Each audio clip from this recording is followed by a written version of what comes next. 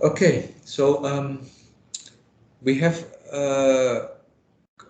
gone through the dynamic behavior of first order system yesterday.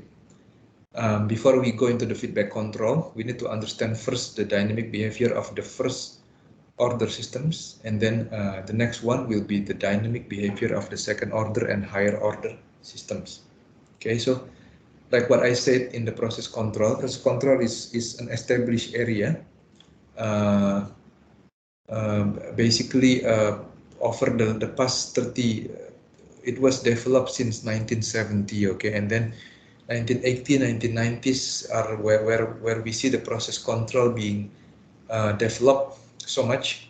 So I think at this particular time, it's safe to say that I think beyond 2010, then there is not much development in terms of the basic process control.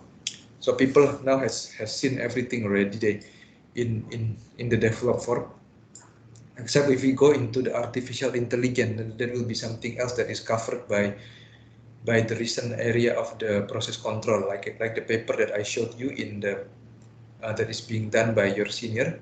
That one is taken using a model predictive control. So model predictive control is basically a layer that is higher than the basic control, such as the proportional, integral, and the derivative. And for this particular process control, we will not teach you up to that level of the advanced control, but we just basically go into the conventional stuff for the process control and covers the basic one and the heuristic as well for you to tackle into the plan-wide control, how you gonna handle, like for example, we already cover and give you the effect of the snowball if you have the recycling, and then the control, the general control in the inventory control overview. If the production rate is if you put in the production based on your upstream process, or if you put in your production is determined by the on demand, so which is determined by the downstream side of your process. Okay, but this give in intermix, but it's very important that you understand the basic as well. So yesterday we already covered the dynamic behavior of the first order system, so we are going to go and cover half of the dynamic behavior of the second order and the higher order systems. Okay, so at the end of this lecture, okay, you're gonna be able to derive the transfer function for second order systems. You're gonna able to derive the transfer function for the higher order systems. You also know what is the delay times in processes, develop the transfer function for the delay times, and develop approximate expressions for delay times. So if you go into your project one, you have a 5 differential equations, 5 ODEs. The first ODE is coming from your component mass balance, for your component balance, mass or mole balance. The second one came from your reactor energy balance. The third one came from your jacket energy balance. The third one is coming from your delay times, okay? And the fifth one is also coming as in the delay time as well. So basically you are assuming that there are 2 delay times of the measurements in your reactor temperature measurement, okay? But in here we just go into the simpler example of using the transfer function, because transfer function is more easy than if we use an ordinary differential equations that is nonlinear.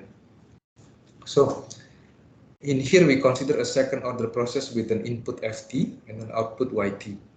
Okay, this dynamic model of this process is represented by second order differential equation given below in deviation variable form. Okay, so when we say given below in deviation variable form, we know that this one is in the previous discussions, we know that the deviation variable was given in terms of the axon in here, y axon, but in here we simply ignore that thing. We don't really want to make our notation becomes complicated, but we know by reading that this one is expressed in terms of the deviation variable form. And why we express it in terms of the deviation variable? Because we want to assume that everything in the beginning, the deviations will be equal to 0, because everything will be at the steady state conditions at time t equals 0. Therefore, it will make it simplified, because the y naught or the f naught will be equal to 0. So if we take the Laplace transform, we will have this particular transfer function that are second order in the denominator. Okay. So I go into the next one. I don't know why this one is a bit slow. So in order for us to get the second order transfer function in the standard form, we divide the numerator and denominator by a naught. Okay. So we do it like this, then we can get the standard mathematical form of the second order transfer function, which is defined by equation 4, where b divided by a naught is equal to the kp, a2 divided by a naught is equal to the tau square, a1 divided by a naught is equal to the 2 multiplied by the damping coefficient multiplied by tau. Okay, I'm not too sure how to call it this Greek symbol as well. I'm not really familiar with this Greek symbol. So I can, what essentially we get in here is that these variables can represent a physical parameter in your system, which is the steady state or the process gain, natural period of oscillation, and the damping coefficient. Okay. So now we go into the next one. So the systems with the second order dynamics normally represented several situations. The first one is the multi-capacity processes. So the process that consists of 2 or more capacities first order system in series, through which material or energy must flow. So yesterday we learned about the first order systems. Okay, there are 2 cases. The first one is the case where you have a capacity and you have a resistance. So in such a process is called the first order lag process. The other process where you only have the capacity but you don't have the resistance, then it's called purely capacitive process. Okay, the one with about the capacity and the resistance is where the process becomes self-regulating. But the process that are pure capacitive, that is the process that you need to be need to pay your attention on, because if in some cases that may not be self-regulating, so it may cause a problem for your control system. Okay, the system for the second order dynamics can also arise from the processing system with its controller. So if you put in you install a controller that may introduce additional dynamics, which when coupled with the dynamics of the unit may give rise to second or higher order behavior. Okay. We also have an intrinsic system that comes with the second order dynamics, such as the fluid or mechanical solid components of a process that have inertia and are subjected to acceleration. This system is normally not really encountered in chemical processes. Okay. Then we go a little bit into the details of our second order systems represented by this one. Yesterday we have talked about the different input that you can put into your systems. So you have the step input. You can also have a direct data function input. You can also have that linear increase. Okay, and then you may have the sinusoidal wave change into your system as well. Let's say in here we are putting a simple unit step change in the input variable, which is 1/s. If we put these things, then we will have the poles in here. The poles in here is the value of the s that makes your denominator equals to 0. So this one can be found using the root of the quadratic equation as I put in here. I put everything to make it more clear for you on how do we get this thing. So basically we can also express this equation, this ys, in terms of these equations in here, which is expressed in terms of the kp divided by s multiplied by s minus p1 multiplied by s minus p2, where your p1 is equal to this, okay, and your P2 is equal to this one. Okay. So if we do it like this, then we will be able to understand the behavior, dynamic behavior of the systems, because this one we can convert back into the time domain instead of using in Laplace domain. We can convert back into the Laplace domain. But what is important is that the behavior of your output will depend on the location of the two poles in the complex plane. So the three cases can be distinguished.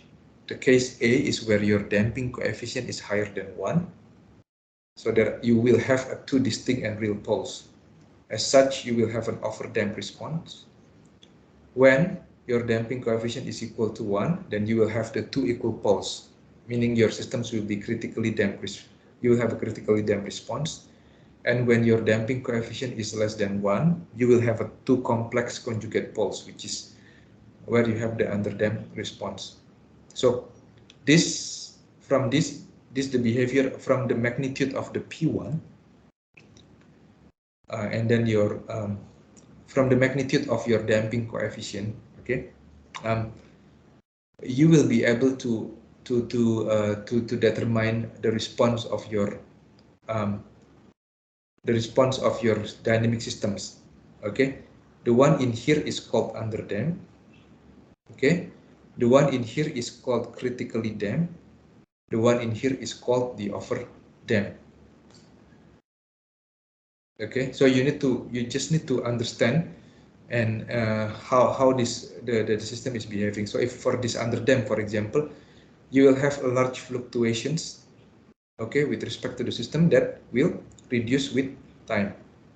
For the critically damped, you don't really get much deviations from the steady state, from the new steady state. Basically, it will smoothly go into the new steady state. Okay. For the overdamped, on the other hand, you will not have that kind of fluctuations, but it will not go into the new steady state value as quickly as your critically damped behavior. Okay, so this is something that you want to have a look and understand when they mean by the underdamped, when they mean by the critically damped, and what they mean by the overdamped. Okay, now like we said already, the second order transfer function can arise physically when you have two first order processes that are connected in series. So this case come out when you put in two tanks in series, for example. So you have the first order, and then you have the other first order process. So if you what you do is basically you can multiply the two transfer function so that you will get these particular equations. So when you compare this with respect to that general second order transfer function form, you can know that your tau is equal to this, and your damping coefficient is equal to this. Okay.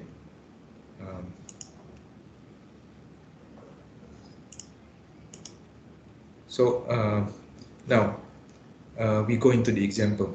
So if, for example, we are given these equations in here, the two transfer function, you are asked to identify the steady state gain, natural period of oscillation, and damping coefficient of these two transfer function. Okay, and you are also asked whether you can classify whether the behavior will be overdamped, critically damped, or underdamped. So how do you do that thing? You basically just need to match the form of these equations with this particular equations form. Okay, and then you will be able to get the damping coefficients and the steady state gain.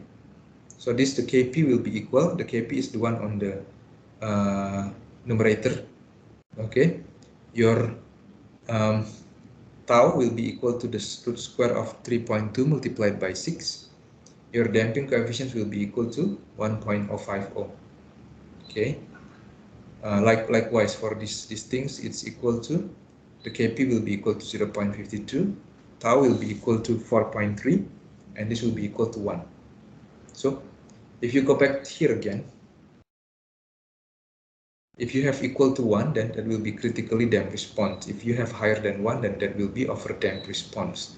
So you know that for these systems, you will have the overdamped response, whereas for here, you will have a critically damped response. Okay. The example here is make it very easy, but it's always good for you to go back into this kind of example again and then try to figure out by yourself. It may be tested in your test 1 or test 2.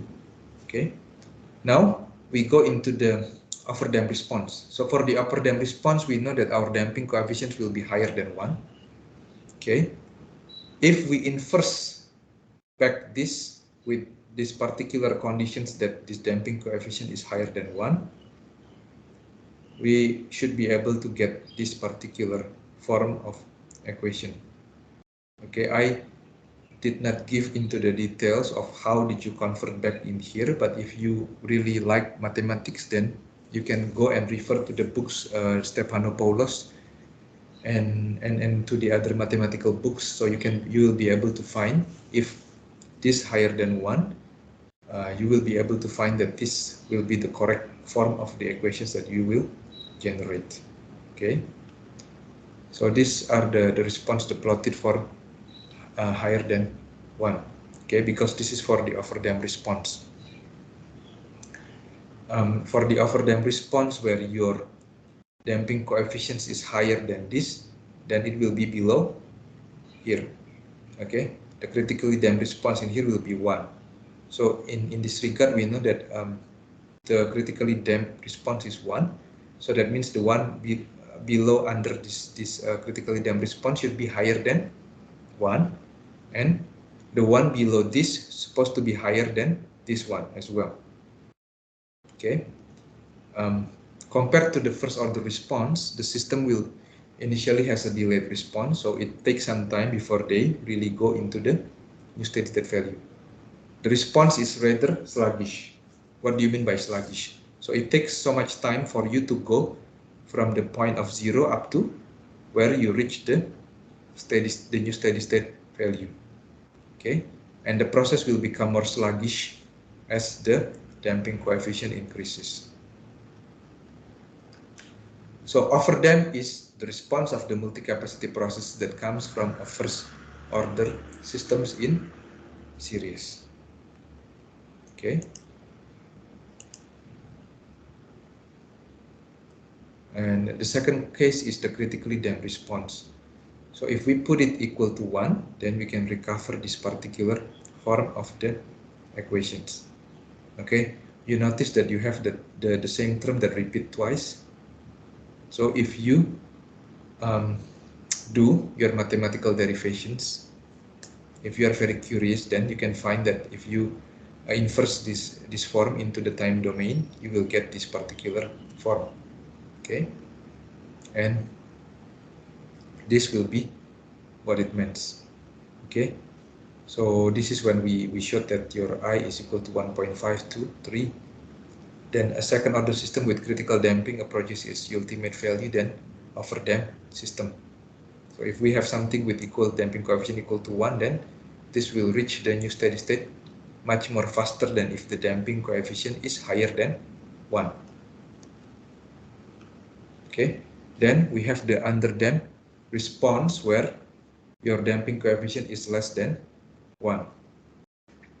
Okay, in this case, if you inverse to the time domain, you will get this particular form of the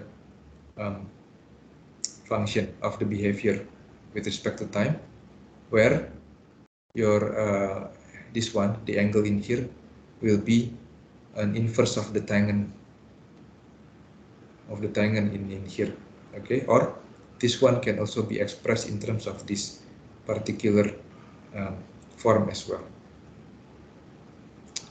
Then this gives you a little bit of the picture into what happens if you have in here is 1, you have 0.7, 0.4, 0.2, and 0.1.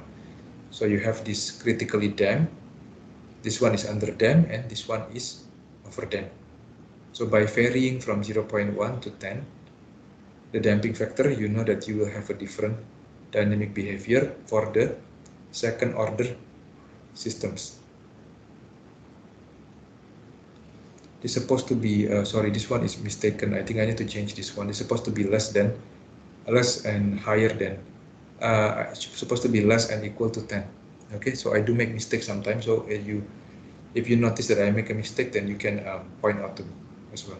Okay, so the remark is that the underdamped response is initially faster than the critically damped, which are or overdamped response, which are characterized as sluggish. Although the underdamped response is faster and reaches its ultimate value quickly, it oscillates. Okay, the oscillate behavior makes underdamped response quite distinct from all previous one. The oscillatory behavior becomes more pronounced with smaller values of damping factor. So if you get 0.2, then you will have this oscillatory behavior. Okay, almost all the underdamped response in the chemical plant are caused by the interaction of the controllers with the process units they control. Okay, so these are the characteristics of the things that are important in the systems of the underdamped response. So we have the overshoot, which is defined as the ratio of A to B. The decay ratio is the ratio of the C with respect to A. The period of the oscillation is the time elapsed between the two successive peaks. So you take this thing with here, then you will get T. Time to first peak is the time required to reach its first maximum value. So the time you need from here to here. The response time is the time required for the response to reach within plus minus 5% of its final value in here. Okay. The rise time is the time required for the response to reach its final value for the first time. So those are related again with your damping coefficient. Everything you can find it. Overshoot, what is the overshoot? You can calculate the decay ratio, what is it? The period of the oscillation, the time to the first peak, the response time. Okay, I think I will stop it in here for today. I will continue the other half of the slides, I think, next week. Because I think we will have that meet and greet sessions, I think, in about 3 minutes. Okay.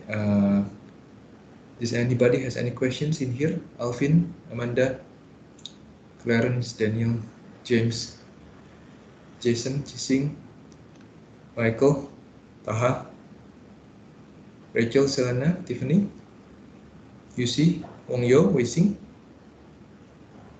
No? All good? Okay, if that's the case, then I think I will just let you guys go into the meet and greet sessions. Okay, I will probably show up in there after I did something on these things. Okay, let me stop the recording first.